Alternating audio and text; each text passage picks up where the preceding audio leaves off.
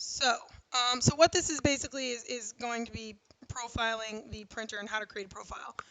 So what I'm going to do, guys, is we're going to switch this. We should be able to change this to the i1 Pro or Pro 2, and you'll see both of them are listed right there. And then from here, we're going to profile printer. Now, this is a two-part series. Like this is going to happen in part A, which we're going to create the target, and then part B, we're going to read the target.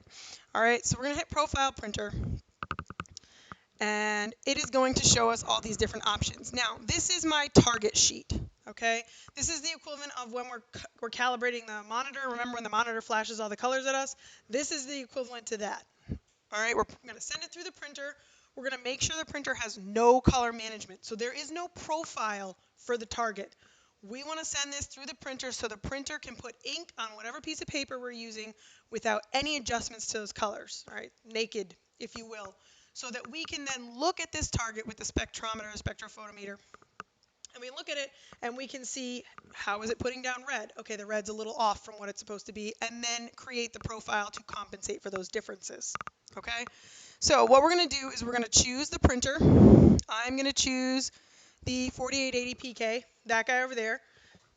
Now, before you print a target, you want to make sure you've already done a nozzle check. All right, you do not want to print a target without doing a nozzle check because you want the printer in the most prime, optimal condition it can be for making this. I already did the nozzle check, so I'm not going to bother doing another one. We're going to make sure we choose the right paper size. Now, there's a couple different test charts. So we have small, which is going to be probably just 1 page, medium, 1 of 2 pages, and large, 1 of 4 pages. I'm going to go with the medium, all right, kind of in the middle. The larger the target you print, the 4-page target, the more precise your profile is going to be. For you guys, though, I'm not that worried about it. Let's go with the medium, 2 pages, 2 target pages. All right, now, let's leave this alone, and then units, we'll leave it as inches. So next thing we're going to do is we're going to go to print.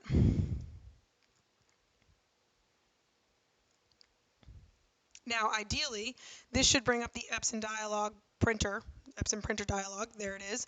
And we're going to choose our settings for our paper. Now, this is where you guys have to have some information on your part.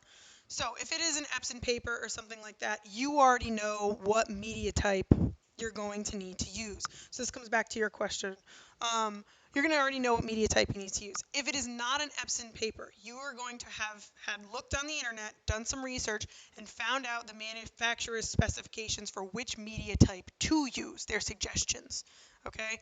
So in this case, I have this who's it knows a whatever paper that I know is some kind of glossy. I'm going to choose the glossy media type as my choice for my media type. All right. Now, the thing that's important about this is you have to remember whatever you enter in here, whatever information you put in here, you have to use every time you use this profile to print with.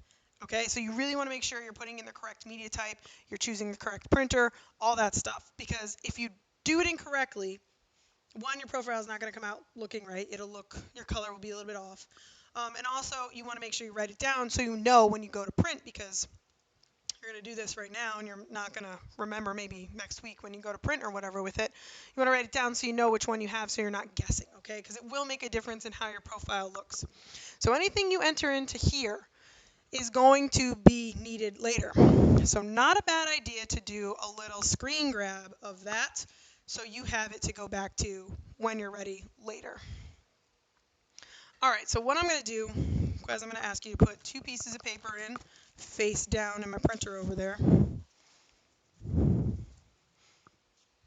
we go. So what we're going to do is we're going to put the paper in the printer, remember face down, and then we're going to hit print. Go ahead. Probably not, but let's take a quick look. Where did you see that? Oop, under here. So obviously make sure you're choosing the right paper size. The right printer is chosen. That's the printer. Nope, this is the printer I want. And then printer settings. You're talking about here? No, you're not going to need to do anything under there for now. There will be some time later I will have you do something under there, but right now, no. You're almost never going to have to go in there. All right, so we got our paper loaded in the paper tray. I'm gonna hit print. Now ideally I should start printing over there. My printer should pop up down here, printing page 1 of 2.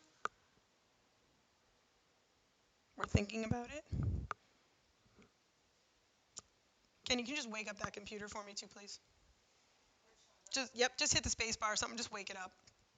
Make sure it's awake. Here's my printer queue. We're just gonna check this real quick.